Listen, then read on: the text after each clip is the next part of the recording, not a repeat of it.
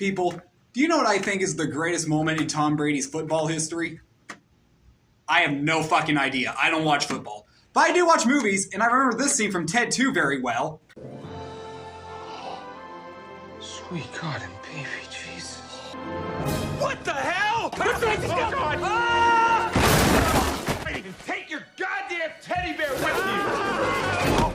Holy shit, perfect spiral! Look, I know that movie's not the greatest, but it's got some pretty damn funny moments. Anyway, let's talk about a movie you're going to be taking your grandma to see this weekend. I'm hoping you're not showing your grandma that.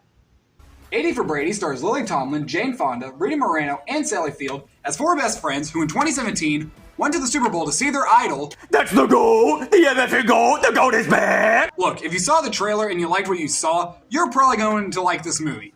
If you saw the trailer and thought, well, that looks stupid, it's not as bad as it looks, but it's not that good either. It is likable, though.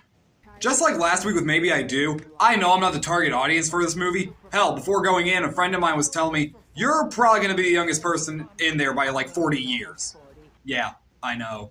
And a lot of the humor here is very sitcom-y, which for me is very hit and miss. There were a couple jokes that worked for me, though. I like it how every time they watch football, they have this little tradition where they got to do certain things to make sure their team wins. Like one stands on a ladder, one stands in the kitchen reading a magazine, and then the other has to flip a bowl of chips. I thought that was clever.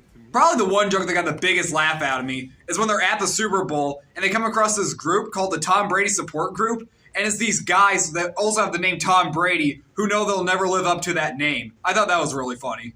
But there is a lot of that sitcom humor that did not work for me. One of the first jokes is that Sally Field's husband is walking around the house and he can't find his pants. There's a scene where two of them are trying to break one of their friends out of the nursing home to get to the Super Bowl, and the guy goes over the intercom's like, ladies and gentlemen, Pat Sajak is in the house! And all the old people swarm out of their rooms to go see him.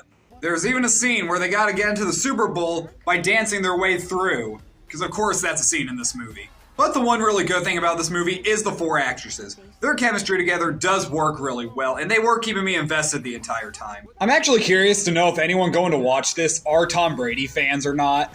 One of the ladies also writes erotica about Rob Gronkowski, and she calls it Gronk Erotica. And people, this is the places my mind goes. Gronk rhymes with Kronk. So it just got me to wonder, what would Kronk fanfiction be like?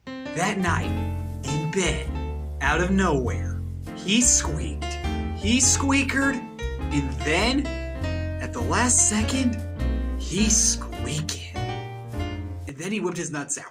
Indiana Jones and whip your fucking dick out! But overall, I can't really say this movie's for me, but if you need a movie to watch with your grandma, this is a pretty good choice. And this isn't really something you need to rush out to theaters to see. Honestly, I'd rather go watch Man Called Otto again. It is also 20 times better and much more tolerable than the two comedies I had to watch last weekend. I'm gonna give 80 for Brady a C+. This movie probably also couldn't come out at a better time, because apparently Tom Brady just re-retired again the other day. Perfect! Thanks so much for watching, you guys, and I'll be back later with my review of The Amazing Maurice, and I'll see you then.